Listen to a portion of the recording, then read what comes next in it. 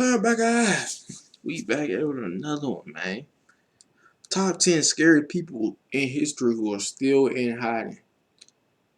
That's some scary shit, first of all. Second of all, one person I automatically think of off the top of my head was the Zodiac Killer. Him. That's about it. That's the only one I can know. I feel like it's another one, but I don't know for sure. But the world is full of evil people. Full of them. I mean, you never know when it could be your very last walk to the subway. But at least you just hope that whoever hurts you gets caught, right? Welcome back, my spooky story lovers. It's me, Kennedy, and today I am joined by the incredible James. Incredible? Thank you very much. Now, let's talk about some incredibly scary people. You're right. I know you guys are dying to know the scariest people in the world that are still in hiding, so let's get started. Starting us off at number 10, Joseph Kony. In case you blocked out the fever dream that was Kony 2012, let me give you a bit of a refresher on the evil and cruel man known as Joseph Kony. Kony is a super evil who formed a Christian fundamental... Oh shit, he's a black guy. I wonder if any woman gonna be on the list, but ain't he like the African dude who's like group called the Lord's Resistance Army, or LRA. The group initially aimed to overthrow the government, but... Oh shit, we gotta get the charger, y'all. Can't let y'all black out like this. But yeah, wasn't he like the army guy who was like just killing a bunch of his own people or some shit like that? What the hell? I thought he was bigger than that too though. But I don't know. It's been a while, so bear with me here. Just looking for the charger. Well, I got the charger, but trying to get it correct. So yeah. Come on, bro. We're trying to watch the vid, bro. My bad, bro. I said I was looking for the damn charger. Goddamn. You should have been prepared. You right. You got it. That's me. I'm gonna be better, bro. Why you gotta do me like that? I know it was cool, bro. Damn. My bad. I got y'all, man. I ain't gonna do y'all wrong, man. I ain't gonna do y'all no wrong. Alright. Hold on, let me make sure we're good. Alright, we good. We fair. We back, y'all. But let's finish it up.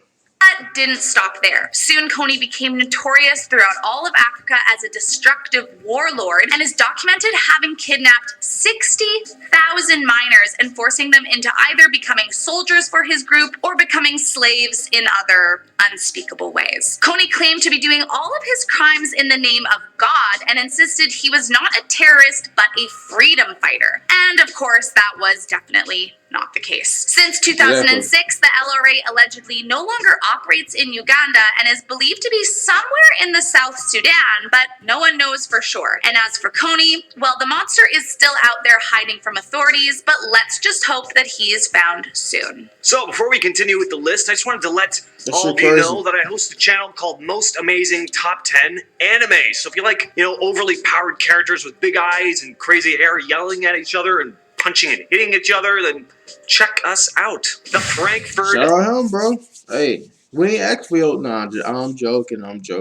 But no, if y'all heard him, y'all like anime, go forward with it. I gotta get more into anime. Slasher. This next awful human being is believed to have been, taking the lives of 9 women in Philadelphia between 1985 to 1990. All that's currently known about him is that he's most likely, or was most likely, a middle-aged Caucasian, as a number of his victims were seen with someone matching that description before their deaths. What's odd about this case, though, is that the victims' ages range from, their late 20s to late 60s. That's quite the gap there in age. Typically, serial killers have a more specific, age range of their victims. The only thing really connecting these 9 is that they were all female. Now, if the killer was indeed a middle-aged man in 1990, there's a good chance that he may no longer be alive. But if he is, probably an elderly man now, making this case incredibly frustrating, as this is a guy who managed to commit this string of murders and live his entire life having never faced any consequences. Coming in next, we have Josephine Sunshine Overacre. Active in the 1990s, Josephine started out as a mere environmental activist. But in 1996, along with genealogy professor William Roger, Josephine formed an offshoot of the already controversial collective called Earth Liberation Front, and she called hers the Family. The activist turned eco-terrorist group committed a string of bombings and arson between 1996 to 2001. And although no one was killed in the attacks, they managed to rack up $48 million in damages in the name of revenge for Mother Earth. And listen, can I just say that if you are fighting to treat the Earth better, maybe setting buildings on fire and blowing them up, which in turn creates a huge negative impact on the environment, might not be the best way to go. Bro, she is a person you have to watch out for, bro. I'm not going to compare, but I don't know, bro. Like, we got to watch out for the vegans, bro. We got to watch out for vegans. We do. Because I don't know. I feel like she's a vegan. It's something about this one we don't know about, you know. Either way, Overacre has managed to evade arrest and stay in hiding since her 2003 disappearance. She is the only member of the family that remains on the loose, and although it's not certain, authorities believe she is among an anti-government group in Spain or at least somewhere in Europe. So let's get away from killers for a moment and talk about Victor Figueroa. So there's a soccer player with the same name. I'm not talking about him. I'm talking about an escaped convict, the only known prisoner to have escaped New York State Prison and never get caught. In February of 1996, Victor was supposed to be on his way to the mess hall, but they found he was nowhere to be found. Prison guards searched everywhere, only to find a set of footprints leading to an abandoned mine shaft. The conditions of said mine shaft making it really dangerous to continue their search. Now, what's so strange about this, case is that Victor wasn't serving a very long sentence, only like 4 years at most. Dude, you had a date. I could see if you was in there for the rest of your life. I'm in my head thinking like, yeah, because if they said it was dangerous to go through the coal mine or whatever, he was just risking his life because, yeah, he knew he probably wasn't getting up out of there. But now I heard that you had a date 4 years, nigga. You would have been up out of there. Nigga, what the fuck? And then you went off the road. It's like, dude, you would have got out. He could have been. Now you got to worry about the police on your back for the rest of your life.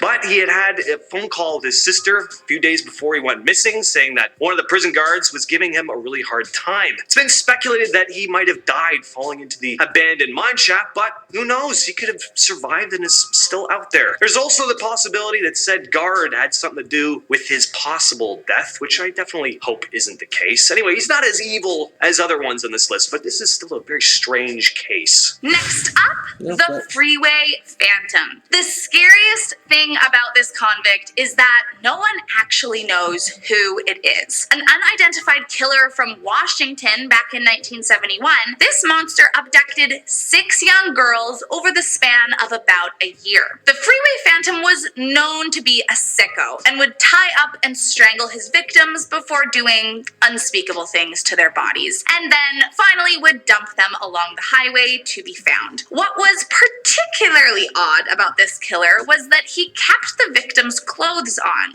or at least redressed them, except for their shoes. They never had their shoes on when they were found. That was until his second to last victim, when a fully dressed girl, shoes and all, was found with a note that read, "This is tantamount to my insensitivity to people, especially women. I will admit the others when you catch me, if you can." Mess with black women, though. The Freeway Phantom. Over the years, they did have a few suspects, but they never managed to convict anyone for the gruesome acts, and this monster remains out there, hiding with $150,000 price on their head. All right, next on the list is Glenn Stark Chambers. We got another escaped convict on the list, only this guy is lower on the list than Victor because he's much scarier. He wasn't in prison for drug charges, he was in for murder, and he was serving a, full life sentence. But after years of relatively good behavior, he was allowed and given permission to work in the prison building furniture,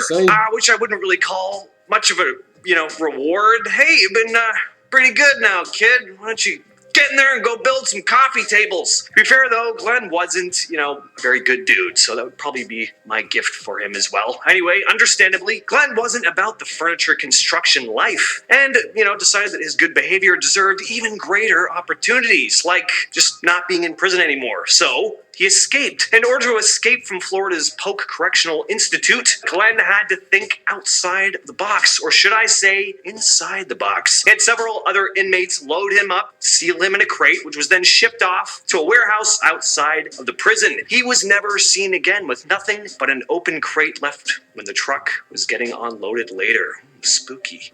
Coming in next, so he we skipped like have how Chapo Bradford kinda Bishop. did. Once a former Foreign Services officer for the United States, Bishop's whole life took a turn when he killed his entire family. The fateful day was March 1st, 1976, and after not receiving the promotion he had been anticipating, Bishop told his secretary he wasn't feeling well and left the office early that day. On his way home, police believe he stopped at the bank and withdrew several $100s before stopping by the hardware store to buy a pitchfork, shovel, and a can of gasoline, among a few other strange items. He returned home around 8 p.m. and from there, released terror on his wife first, followed by his mother, and finally his 3 sons. He then allegedly drove their bodies to a wooded swamp roughly 300 miles away and set them ablaze before disappearing forever. Over the years, there have been many alleged sightings, but authorities have yet to be able to capture him. He continues to be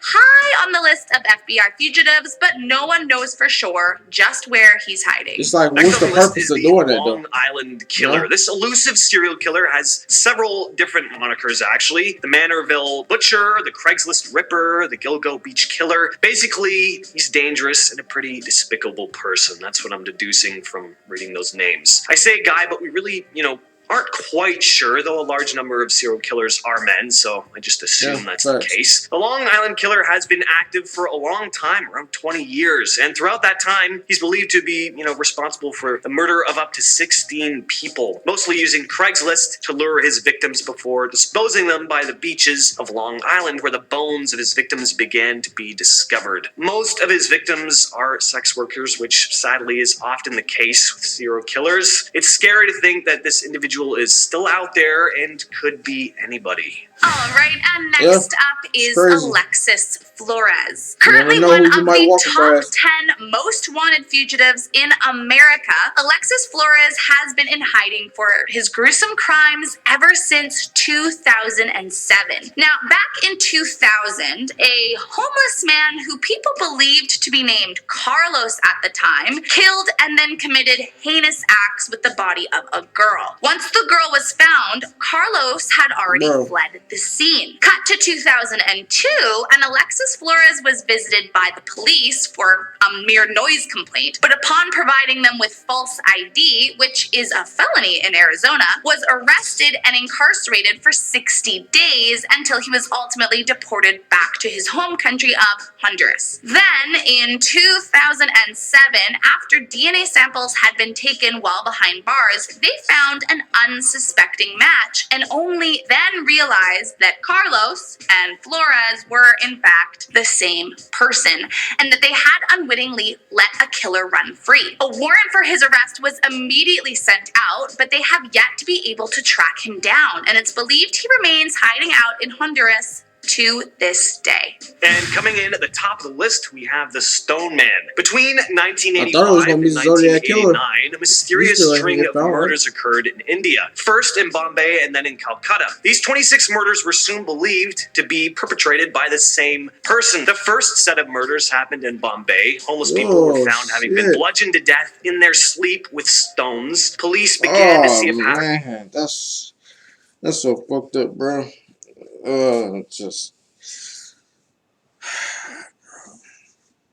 That's not cool. And after the sixth body was discovered, the assailant was never found. In fact, it's still not even clear whether these murders were committed by just one person, a group, or if copycat killers started operating. These murders were followed by the 13 murders in Calcutta that are officially known as the Stone Man murders. These ones took place over just a couple months and could have been committed by the same person in Bombay, but it's not officially known. The circumstances of the murders were exactly the same, though. All homeless, all killed with stones. Several possible suspects were detained and brought in for questioning, but there was just not, enough evidence or even any witnesses to these attacks. So anyone detained was soon released, and the perpetrator or perpetrators have never been found. What makes this case extra sad is that the victims were members, of society who were, cast aside and forgotten about, and their murders were never, high profile, making it much easier for whoever committed the crimes to go under the radar. All right, well, there you have it, guys. Thank you so That much is for fucked up. watching. Again, I'm Kennedy, I'm James. and we hope to see you next time. But I just don't be understanding, like, what would be the purpose of doing this shit, man? It's like, dude, if you need help, just go get it. I don't know, bro.